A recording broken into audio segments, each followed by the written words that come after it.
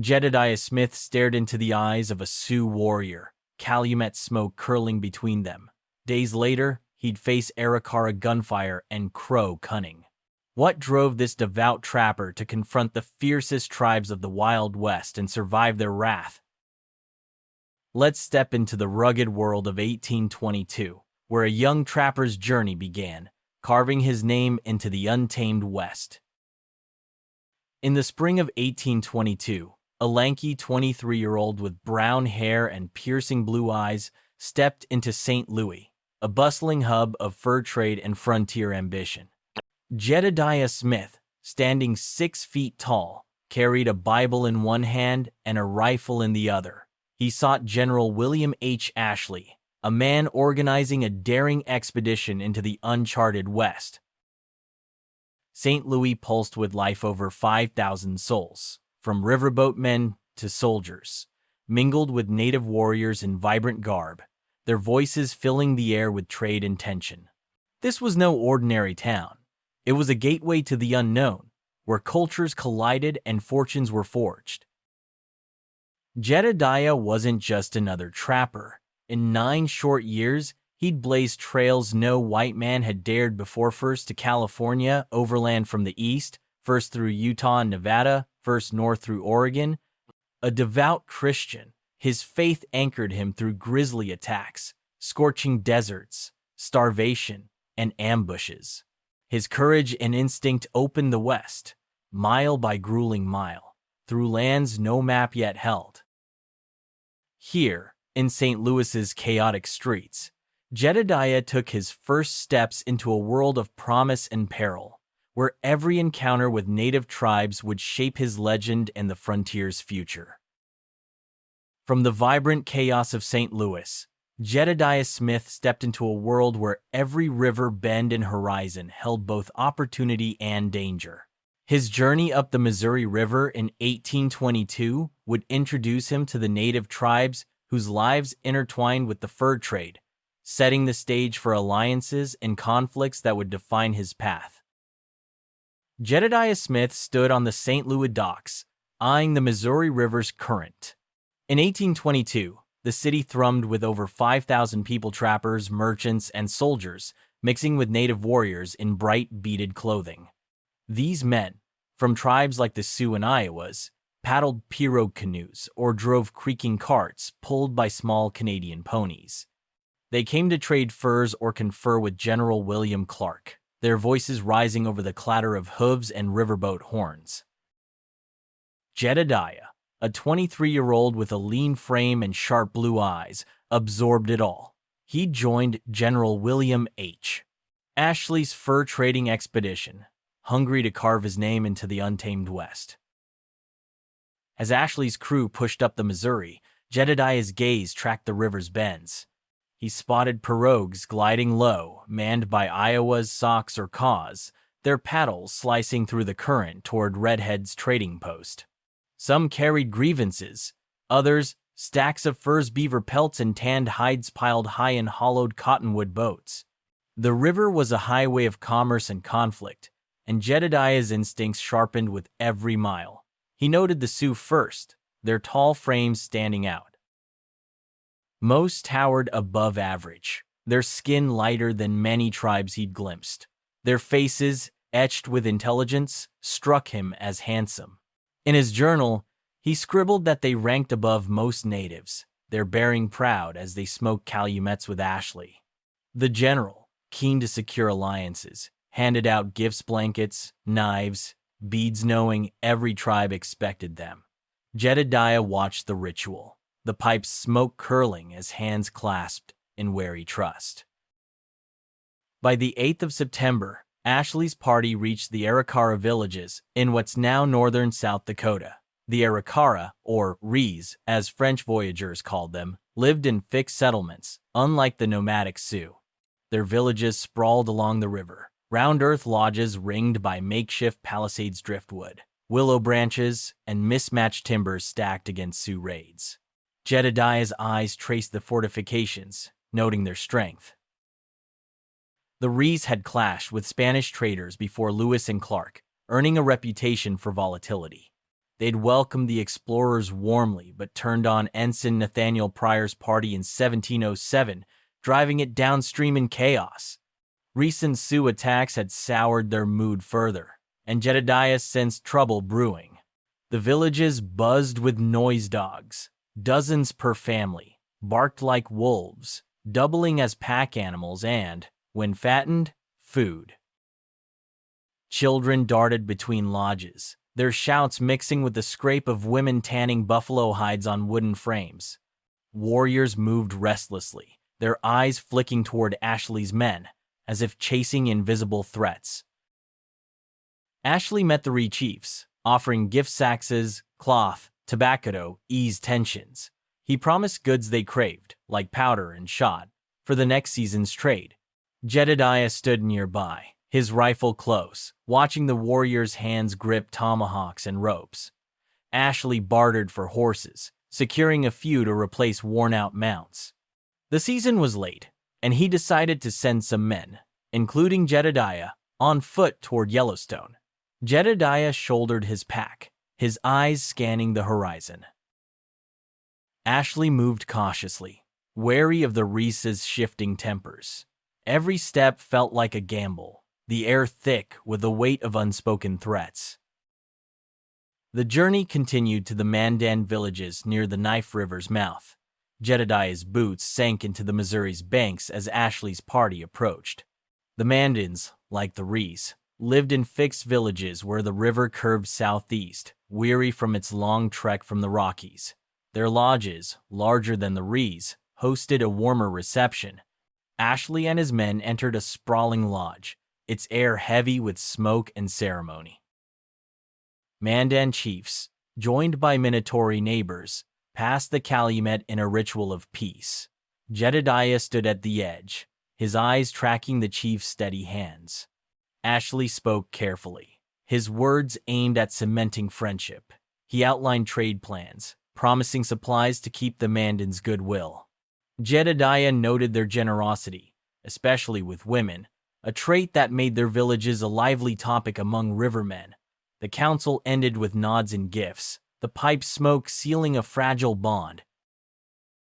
Throughout these months, Jedediah's observations sharpened his understanding of the frontier's pulse. The Sioux impressed him with their stature and cunning, their calumets, a bridge to uneasy alliances. The Arikara, volatile and fortified, hinted at dangers to come, their villages a maze of dogs, children, and restless warriors. The Mandans offered hospitality but lived in a world shaped by trade and survival, their generosity a calculated gesture. Jedediah's journal captured it, a leathery face, every weapon, every shift in the wind. He learned the tribe's rhythms. The Sioux roamed, the Rees and Mandan stayed rooted, moving only when cornfields withered. Each encounter taught him to read the land and its people, from the creak of a cart to the glint of a tomahawk.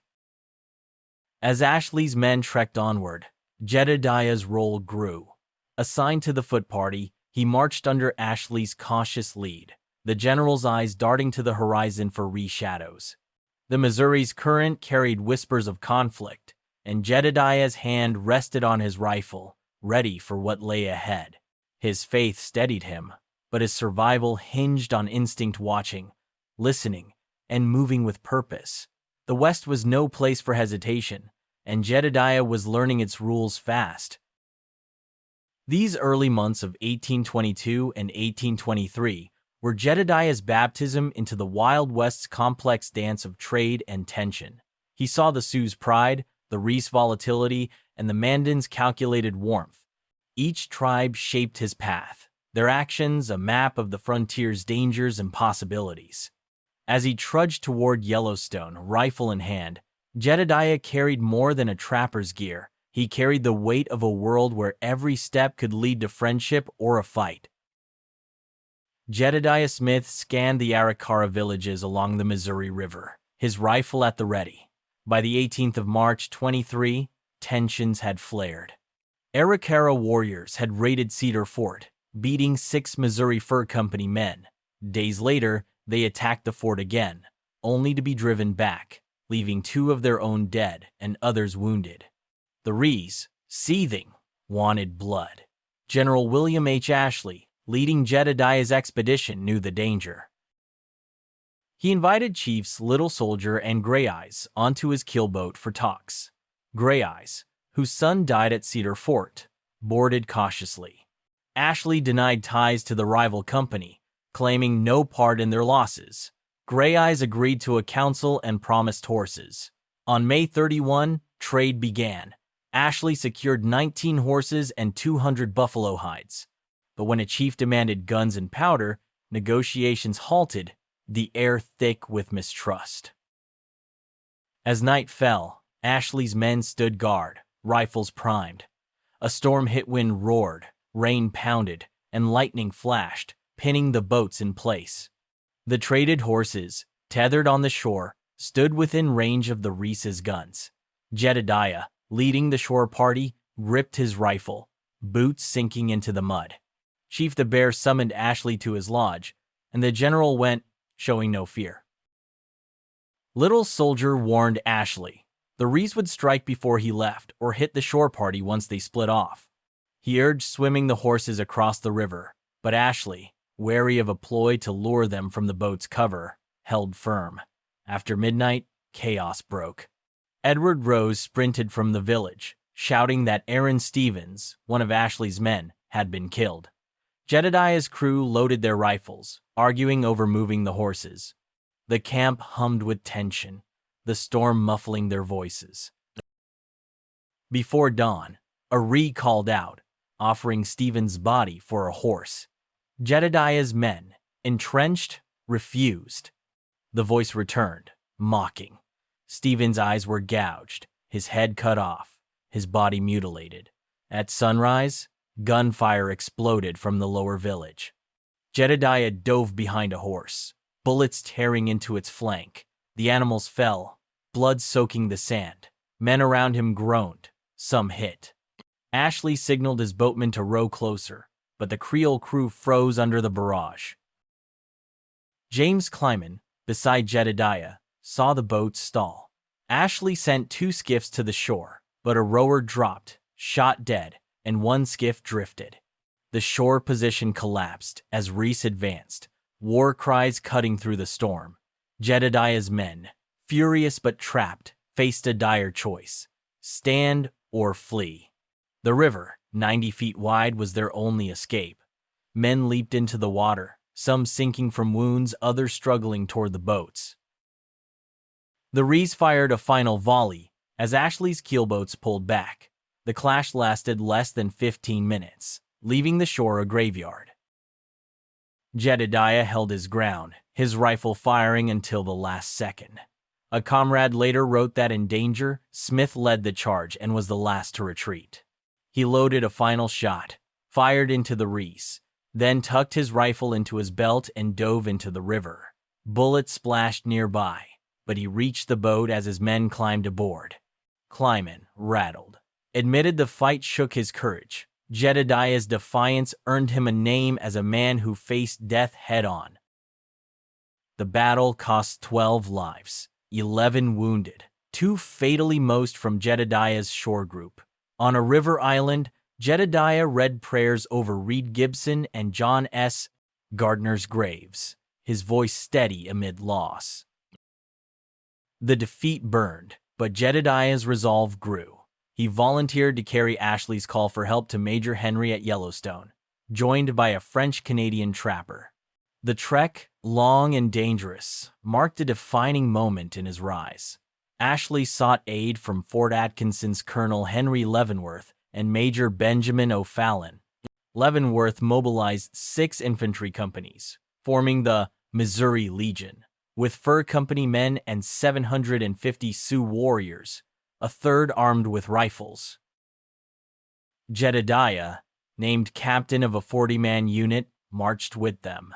On the 9th of August, the Sioux hit the Arikara's plains edge, knives flashing. Jedediah saw them mutilate fallen Reese, dragging bodies in victory. One Sioux, Grizzlebear Medicine, tore flesh from a corpse's chest with his teeth. The battle faltered. Leavenworth couldn't breach the Ree villages. He negotiated, demanding Ashley's stolen goods and 5 hostages. Joshua Pilcher, a Missouri Fur Company partner, spurned the peace pipe, rejecting the truce. On the 13th of August, the Reese fled their villages. Days later, the lodges burned, with Pilcher's men blamed. The Arikara, now forever hostile to traders, melted into the plains. The battle's toll was heavy. Jedediah's stand on the shore, though brave, couldn't save his men from the Reese's wrath. The Missouri Legion's partial victory made the river deadlier, the Arikara's vendetta a constant shadow. Jedediah's prayers over his fallen men reflected his faith, but his actions leading under fire, carrying Ashley's message, commanding in the counter-strike showed a warrior's steel. His journal stayed quiet on fear, recording only the Reese's fortified villages, their dogs' growls, and the Sioux savage triumph. Kleiman's shaken nerve highlighted Jedediah's grit, a contrast that marked him as a leader forged in crisis. As summer waned, Jedediah's path was set. The Arikara fight, a brutal loss, etched his name into the fur trade's grim history. He'd faced the West's fiercest, from rifles to Sioux blades, and survived. The Missouri's banks, stained with blood, taught hard lessons. Every step now carried survival's weight. Every glance weighed friend against foe.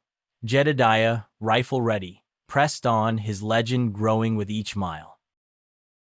The West demanded faith and nerve, and he gave both, his eyes fixed on the next horizon. By late 1823, he trekked toward the Crow villages, where a winter of uneasy friendship and cunning would further shape his frontier saga. Jedediah Smith trudged toward Fort Henry, a letter for Major Henry in his pack. After the Arikara slaughter, he'd volunteered for the grueling journey, joined by a French-Canadian trapper. Details of the trip were sparse, whether by foot or canoe. Jedediah pushed through, eyes scanning for threats. By late the 18th of December 23, he reached the fort at the Bighorn River's mouth, reuniting with Henry's men. The group soon met Crow warriors while hunting for meat. The Crow, flush with spare horses, offered relief for Jedediah's weary mounts. Their pace, however, outstripped the trappers. Jedediah handed over goods they could carry, sending Edward Rose with them, while his men trailed at their own speed, pausing to set beaver traps. Winter drove Jedediah's party, alongside Captain Weber's men, to the Crow village on the Wind River's upper reaches. The Crow, unlike the volatile Arikara, were steadfast allies to white men, though they warred relentlessly with Blackfeet, Sioux, and Cheyenne.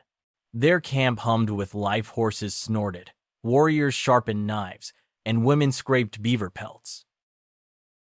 Jedediah noted their habits. Stealing horses from trappers, only to return them for rewards, was a game they played openly, recounting past thefts with shameless grins. Their riders, unmatched on horseback, galloped across the plains, hunting buffalo for hours, shirtless despite the biting cold. Jim Kleiman watched dozens charge after herds, their stamina defying the frost. Many bathed daily, cracking ice to plunge into streams, even as snow swirled. War and hunting defined their men, with a third of their warriors always raiding distant foes. The Crow's women worked tirelessly, tanning hides and softening beaver pelts, prized in markets for their quality. Their skill outshone other tribes, and their affection for white men stirred camp gossip. Tribal customs, demanding chaste women for certain rites, often faltered under these liaisons. Edward Rose, fluent in Crow, held sway like a chief. His word was law, and he doled out Jedediah's goods freely, earning the tribe's reverence. Jedediah, content to let Rose bridge the cultural gap, focused on survival and strategy. The Crows' hospitality eased the winter's bite, but their thieving kept tension simmering. A stolen horse was no small loss in a land where mobility meant life. Jedediah probed the Crow for knowledge of the West, seeking routes to richer trapping grounds. The tribe, puzzled by his curiosity, saw little value beyond their own lands. They called their territory a paradise, brimming with game and rivers. To the south, they warned of barren plains. To the north, harsh winters. On the Columbia, impoverished tribes. But one tale caught Jedediah's ear. Beyond the Wind River Mountains lay streams so thick with beaver, a man could club them from the banks. Eager to cross Union Pass, he faltered against deep snow. With Crow guides sketching maps in the sand, Jedediah pieced together a route, south along the Popo Aggie, around the Wind River's southern tip, then west, through a wide gap, the fabled South Pass. The plan took root, a path to the Green River, or Seedskade, shimmering in his mind. Life in the Crow camp tested Jedediah's patience and sharpened his instincts. The tribe's friendship was genuine but laced with opportunism. Their warriors, lean and fierce, eyed the trapper's gear, hands twitching toward knives. Clyman marveled at their endurance, watching them ride through blizzards, breath steaming. Women's laughter mingled with the crackle of fires, but Jedediah stayed focused, his journal filling with notes on terrain and tribal ways. Rose's influence kept the peace, his voice calming disputes over pilfered goods. The Crow's beaver pelts, stacked high, hinted at the wealth awaiting beyond the mountains. Jedediah's faith steadied him through the cold, his rifle close as he planned the spring's push. The winter of 1823 to 1824 was a crucible for Jedediah. The Crow's cunning and camaraderie taught him to navigate alliances as carefully as rivers. Their tales of beaver-rich streams fueled his ambition, while their thieving honed his vigilance. As snow blanketed the Wind River, Jedediah's eyes turned west, the South Pass a beacon in the frozen dark. The Crow, with their horses and knives, were both hosts and challengers. Their world, a mirror of the West's dual nature, generous yet perilous. In spring 1824, he ventured toward the Green River, where a clash with the Shoshone would test his resolve in the unforgiving West. Jedediah Smith split his men on the Green River, sending Thomas Fitzpatrick to trap its upper forks. Fitzpatrick's group found plentiful beaver and met a Shoshone family who called themselves Snakes. The trappers shared fat beaver tails, the Shoshone eating eagerly around the fire. One morning, as snow melted, the Shoshone vanished, taking every horse. Fitzpatrick's men scanned the horizon, finding no tracks. Undeterred, they trapped on foot, hauling pelts with dogged success. As the rendezvous neared, Fitzpatrick spotted 5 or 6 Shoshone riders. His men lunged, seizing reins and ordering the riders down, itching to punish the thieves. The Shoshone led them to a camp of 6 lodges, housing 18 men, women, and children. Fitzpatrick recognized the family they'd fed, now flush with stolen horses. All but one mount stood tethered. Furious, Fitzpatrick bound a Shoshone man, vowing to kill him unless the last horse was returned. The Shoshone complied, handing over the animal. Fitzpatrick, cooling his anger, offered small gifts, beads, and tobacco before leaving, his men driving the recovered horses. The encounter was brief but sharp, revealing the Shoshone's opportunism. Jedediah, though not present, learned of the theft and recovery, his trust in new allies tempered. The Shoshone's quick betrayal echoed the Crow's thieving, a reminder of the West's fragile bonds. Fitzpatrick's bold move, seizing riders and threatening death, reclaimed the horses but risked a bloodier clash. Jedediah's journal noted the Shoshone's name and their treachery, his pen tracing lessons in survival. The Green River's banks, rich with beaver, demanded vigilance as much as skill. This skirmish shaped Jedediah's approach. The Shoshone, like the Crow, were neither friend nor foe, but players in a high-stakes game. His men's swift action kept the expedition moving, their horses vital for the traps ahead. The Shoshone's horse theft had hardened Jedediah Smith's caution, teaching him to weigh every alliance in the West's treacherous game. In fall 1824, he pushed towards Snake Country, where encounters with Iroquois trappers and British traders would deepen his frontier odyssey. Jedediah Smith led 6 men toward the Columbia River, aiming to trap its tributaries. Leaving Thomas Fitzpatrick behind, he traced the Rio Colorado's headwaters to the Lewis Fork, then north to Clark's Fork. His traps yielded riches, 900 beaver pelts stashed in 2 caches. In late summer, near Blackfoot, Idaho, his party met lone Iroquois trappers, British-aligned and battered. Robbed by Snake warriors after killing a chief, they begged Jedediah's protection to reach Alexander Ross's camp. They offered their remaining pelts for escort. Jedediah agreed, trading 105 beaver for supplies and guiding them through hostile lands. The trek was grueling. Snow and ice clogged Clark's Fork, where a horse drowned and 2 men nearly followed. By the 28th of October, they crossed Lemhi Pass, reaching Bitterroot 4 days later. On the 26th of November, Jedediah's group arrived at Flathead Post, a British trading hub. The winter market buzzed 861. Flatheads, Pandories, Kootenays, Nez Perces, and Spokanes bartered with thousands of horses. Jedediah watched warriors trade pelts for knives, their hands steady, eyes sharp. Ross, wary, saw the Americans as spies, not trappers. He bought 40 of Jedediah's pelts at a low freeman's price, undercutting their value. Jedediah's journal noted the deal, his pen steady despite the slight. The Iroquois' plight mirrored the West's dangers. Their clash with the Snakes cost them gear and safety, forcing reliance on Jedediah's rifles. His decision to escort them showed pragmatism. Pelts for protection was a fair trade. Ross's suspicion highlighted tensions between American and British trappers, each eyeing the other's moves. Flathead Post's chaos, with its crowds and commerce, was a far cry from the Arikara's blood-soaked shore, but no less a test of wits.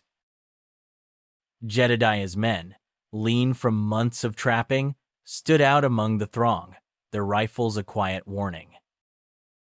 Snake Country forged Jedediah's resilience. The 900 pelts proved his skill, while the Iroquois deal showed his nerve. As he bartered with Ross, his eyes scanned the horizon, mapping routes and risks. The West demanded both trapper and diplomat, and Jedediah played both, his legend growing with every pelt and pass. Jedediah Smith's time in Snake Country had proven his skill as a trapper and diplomat, navigating British suspicions and native encounters with steady resolve. As 1824 gave way to 1825, his journey intertwined with British trappers facing Blackfeet wrath and Ashley's expedition battling Snow and Pawnee warnings, each step deepening his frontier legacy. Jedediah Smith joined British trappers at Flathead Post in late 1824. Before his arrival, Alexander Ross had clashed with the Pagan, a Blackfeet branch, in a brutal fight that left 6 of his men, including Bourdon, dead. The trappers had poured lead into dense brush where Pagans hid, then set it ablaze, burning 7 enemies alive. Only a fraction of their 75 warriors escaped. Ross called it the bloodiest fight in Snake Country, a grim shield against future attacks. Jedediah, arriving after the carnage, noted the tension in his journal, his eyes tracking the post's wary sentries. On the 20th of December, Peter Skeen Ogden's party left Flathead Post, with Jedediah and his men joining 9 days later. By the 31st of January, 1825, Blackfeet raiders struck, stealing 24 horses. Only 9 were recovered. Ogden's men pushed on, crossing Lemhi Pass to the Salmon River by the 11th of February. Jedediah saw hundreds of buffalo grazing, their breath steaming in the cold. His group traded ammunition and tobacco for beaver pelts with the British, then split off on the 19th of March, heading for the Snake River. Ogden sent Kitson to scout their path, but he ran into over 30 Blood Warriors, another Blackfeet band. Ogden veered to avoid them. By the 6th of April on the Snake River, he linked with Jedediah's men, who had trapped 80 beaver. 2 days later, a splinter group of Ogdens was ambushed by blood warriors. Antoine Benoit fell, scalped, his body left in the dust. Ogden's trappers, harried by constant raids and horse theft, grumbled about hunger by the Bear River. Jedediah's role was quieter but no less vital. His pelts, traded with Ogden, strengthened ties, while his men's rifles deterred attacks. The Blackfeet's ferocity, scalping, stealing, striking at dawn kept tensions high. Jedediah's journal logged the losses, his pen steady as he mapped routes through hostile lands.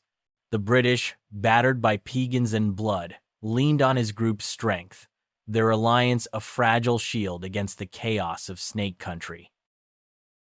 General William H. Ashley's expedition, launched the 3rd of November, 1824, faced a brutal winter. His 25 men and 50 pack horses trudged through blizzards, snow piling high.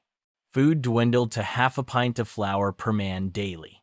When horses died, the men ate their meat to survive. By the 22nd of November, they reached the Platte River, finding reeds and game to feed the animals. On the 3rd of December, Ashley met Grand Pawnees heading to winter camps in Arkansas. They warned of tougher trails ahead, urging him to winter on the Platte's forks. Ashley pressed on 8 miles, meeting Pawnee Luce, who guided him to the forks. The Pawnees traded 23 horses, buffalo hides, and dried meat, their hands firm as they passed the goods. Danger loomed. The Pawnees reported 100 Arikara warriors, old foes from the 1823 ambush, camped with Arkansas natives. Ashley doubled his guard to 16 men, rifles ready. On the 5th of April, while scouting North Pilot Butte, his party drew Crow thieves. They stole 17 prime horses, leaving a snake arrow to mislead. Ashley believed snakes were the culprits until his trackers returned on the 14th of April, confirming Crow guilt. The theft-stung horses were lifeblood in the West. Jedediah, elsewhere, heard of Ashley's losses later, his journal noting the Crows' cunning, an echo of their winter tricks. By May 28, Ashley met Ute warriors, expecting timid nomads. Instead, they greeted him boldly, calling themselves Americans. Clad in mountain sheep and buffalo hides, they rode fine horses, half armed with British rifles, others with bows. Ornaments of pearls and shells, traded from distant lake tribes, gleamed on their clothes. Ashley, impressed, tried to buy horses but secured only tooth. UTEs valued their mounts too highly. On the 7th of June, he met Etienne Provost's 12-man party, who reported Weber's winter in Columbia, searching for Ashley. The UTE's confidence in Provost's news sharpened Ashley's focus, his men pushing toward the rendezvous. Jedediah's path, though separate, wove into this tapestry. His earlier Crow winter had taught him to read tribes' motives, from Ute pride to Pawnee generosity. Ashley's struggle, starvation, theft, Arikara threats mirrored Jedediah's own. The West tested every man, demanding grit and quick thinking. Jedediah's journal captured the UTE's rifles and the Crow's deception, his faith steady as he navigated alliances and risks.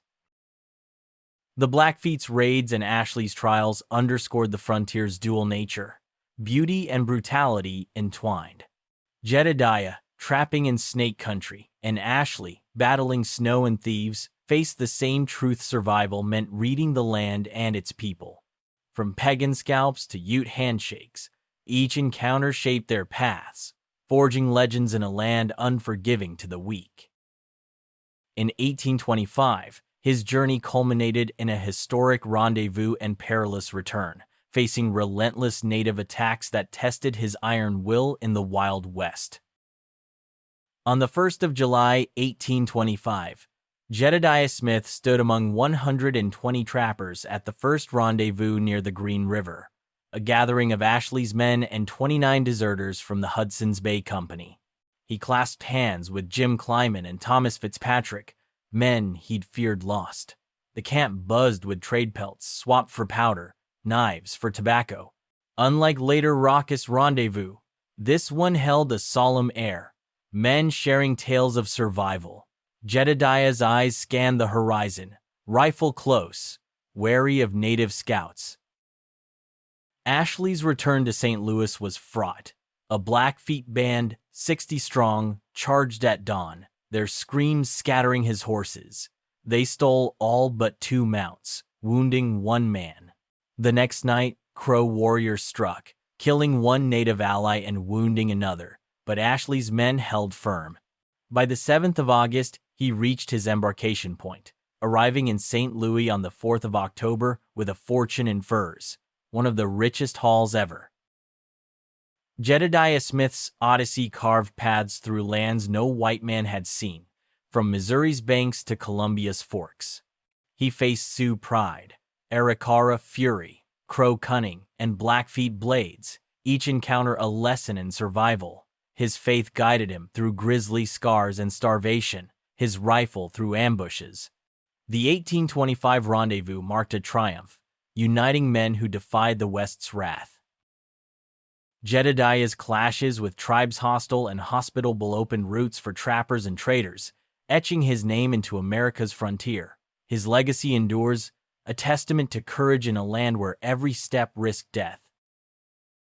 Want more tales of the Wild West's fiercest battles? Hit subscribe and ring the bell for weekly dives into frontier legends like Jedediah Smith. Share your favorite moment in the comments. Did his Arikara stand grip you most? Join our community of history buffs now.